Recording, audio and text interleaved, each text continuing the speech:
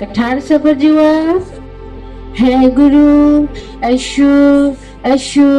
आयशु तामि हेरेश गोसो केमेनात नों गोसो बुङोबा नों गोसोनि ध्यान होनोबा मा खालामगोन नों दे बुं गोसोनि ध्यान होनोबा मा बुंगोन नों गोसोनि ध्यान होनोबा बेखायनो थोनदों जे लामाम बागरा तयश देदेरे नोङो बुंबाय दे नों सानबाय आपेल होनोबा नों जाखांनानै मिथिबाय जे बिनि टेस्टिया मा गुसु होनोबा बिनि टेस्टिखौ नों मिथियाखै दा जुदि आं दिनै खोन्थायाबा बिदि आरो गोथार साफा जिउआ गोसोनि ध्यानबा नों बेखौनो बुंनांगोन जे आफा आंनि गोसोआ नोंल' बाहाय आंनि गोसोखौ नोंल' सलाय आंनि गोसोखौ नोंल' खोन्था आरो आंनि गोसोखौ नोंल' हेन्डेल खालाम आंनि गोसोखौ ओरैखौ नङा ओरै खालामनो नाङा ओरै खालामनो नाङा नों जेरै सानदों बिदिनो बाहाय आंनि गोसोखौ नै बिदि जाहैबाय गोसोनि ध्यान होनबा गोथार साफा जिउआ नोजोरनि ध्यानबा मारै खालामगोन नोंलाय नोजोरनि ध्यानबा आय आफा इसोर नोंनि अननायखौल' नुहुरथों आं नोंनि होनायखौल' नुथों आं आरो नोंनि बुंनायखौल' सानथों आं नोंनि होनाय गासैखौबो साखि लानानैल' बाहायथों आं आफा आइ जे उत्पन्ननि खोमसिखौ आं दा नायथों दा सानथों दा बोजबथों बिदि जायो जा नोजोरनि ध्याना गावबागावनि सोलेरनि गावबागाव गाबख'नाय दं बेखौ जों थख' बुंनो रोङोबासो पियर बियो ओइ बे मोदायनि बायदि नैसिम बिबार लाबाय ज्राव गारबाय बेयाव गोथांनिबो थाबाय मोदायनिफ्राय गासिबो बेयाव जेबो मिनिं जायैखायनो जों दिनै इसोरखौ मोनाखै मिनिं दं 33 कौटि बिबारनि कालाराव 33 कौटि मोदायनि बेयाव मा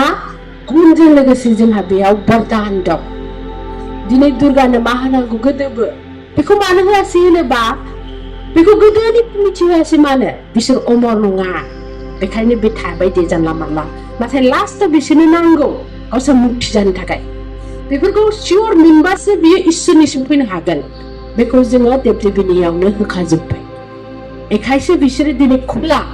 एखायसो बिसोर गासैबोखौ दिनैहाय लेक्सि रिच 108 कौटिनि गुनखौ जों बुजिनो मोनदों दा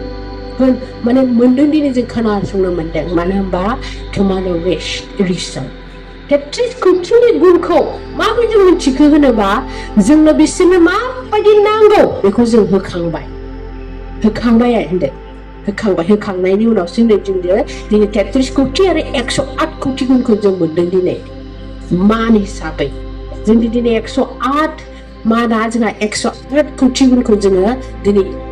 मोनगासिनो दा बेखौ बुंदों गोथार साफा जिउआ नासिबिहेन आर्ट्रिजों आरो नोङो गावबागावनि सोलेरनि मोनफा बेखौ दिनै मानो फोरोंदों नोंखौ गाबखौनो फोरोंदों नै दिनै नोंनि सोलेरनि आथिंखौ होनोबा मा होनगोन अ आइ आफा इसोर गसंना थानाय बे नोंनि हायाव सैथो हायाव बे मोनब्रै दिसानि न'खर सिङाव सिला गेजेराव गसंबाय आं संसार लानानै गोरोन्थिजों दागाब्रथों आखराव दागाब्रथों सुवाव दागाब्रथों लैथोआव दागाब्रहैथों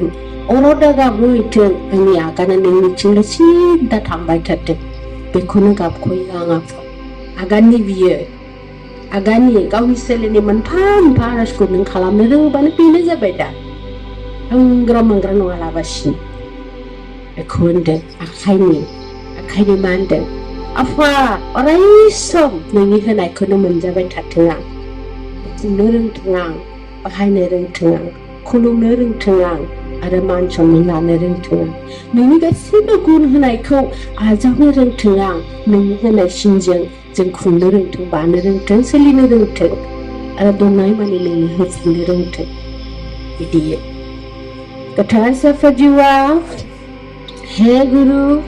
इसोर सामदासु ब्रेज होमबा मोनफा मोनफा गथायनानै मोनफा मोनफा नोंनि सोलो गासैबो गथायखांनायनि उनाव होनदोलाय आरो आफा नोंनि होनाय नों जा दान होदों लेक्सि जोंनि देहाखौ बे गासैबो शुद्ध आरो श्रेष्ठ मनुष्य जानानै नोंनो गथायबाय आं आफा नोंनि खाथियाव गसंबाय नों जा सानो नोंनि आखायावनोसै जों बेखौ गथायनाय जाबाय गथाय गोथार साफा जिउआ हे गुरु Aishu Riksadahim anurishikam predeyasu frejan amema watat. Ikumandeng kasih kuba.